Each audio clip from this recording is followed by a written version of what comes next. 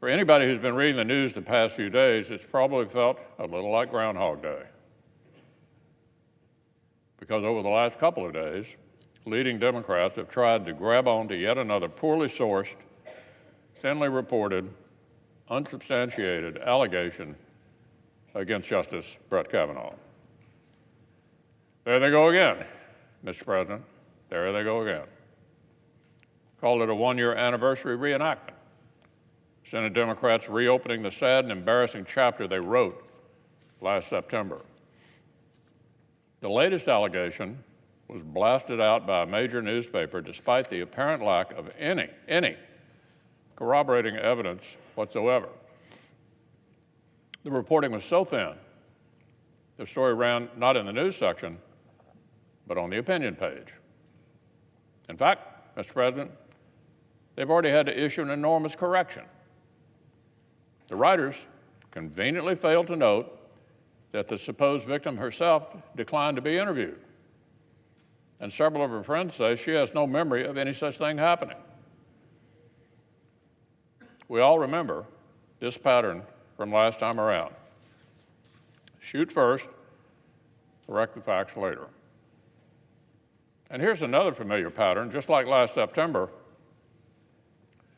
little things like facts and evidence didn't stop Democrats from rushing to exploit this. Even as the media was trying to backpedal, a number of the Democratic presidential candidates were hysterically calling for Justice Kavanaugh to be impeached.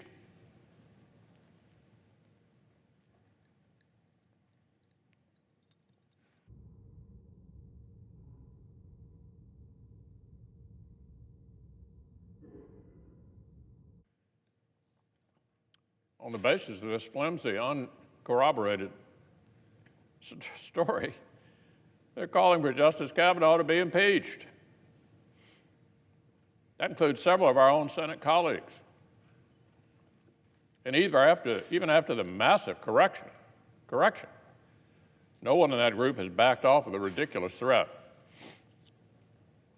This laughable suggestion is already earning scorn throughout the country, across the political spectrum. A majority of senators and the American people rightly rejected the politics of unsubstantiated personal destruction just last year. It's just as transparent and self-serving today, 1 year later. But it would be a mistake to dismiss this as a bad case of sour grapes. This is not just a left-wing obsession with one man. It's part of a deliberate effort to attack judicial independence. 6 of the Democratic presidential candidates, plus one who has now quit to run for the Senate, have publicly flirted with packing the Supreme Court. Court packing. Today's bold new Democratic idea, a failed power grab from back in the 1930s. Just a few weeks ago, some Senate Democrats nakedly threatened the Supreme Court justices in writing.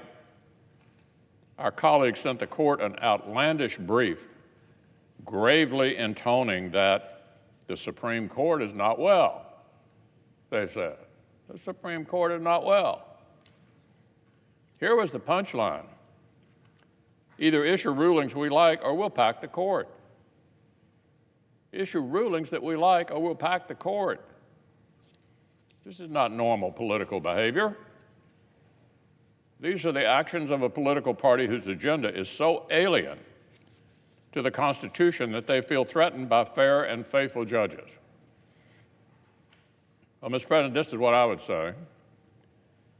When the simple notion that judges should be faithful to the Constitution looks like an attack on your agenda, maybe it's your agenda that needs a makeover, not our independent judiciary.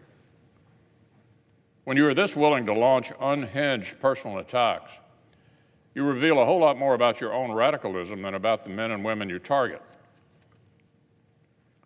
So this is my commitment, Mr. President, and the commitment of all my Republican colleagues. As long as we remain in the Senate, we will fight to preserve our fair and independent judiciary.